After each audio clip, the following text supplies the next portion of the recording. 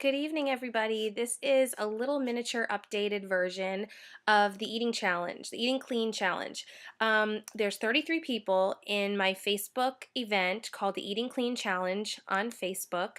We are all changing up our habits. We're all trying to use Michi's Ladder, which is found on Beachbody's website, to eat out of the top two tiers of Michi's Ladder, which is a lot of wholesome foods, natural foods, none that are processed, and it's really helping us to work on getting better, healthier foods in our system that are going to make us feel less bloated, less tired, more energetic.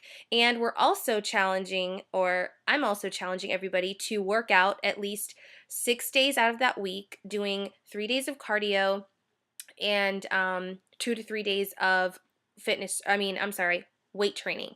So this is awesome. Plus, for women, it's imperative that we get strength training into our regimen because we start losing our bone mass, which I learned in class today, at the age of around 20. So we really need to work on that. So this challenge is great. Anyone that you can get to join, please invite them. My site is www.facebook.com/hillary.frank2, number 2. Please join, and my email, coachhillary@mail.com. Thanks. See you there.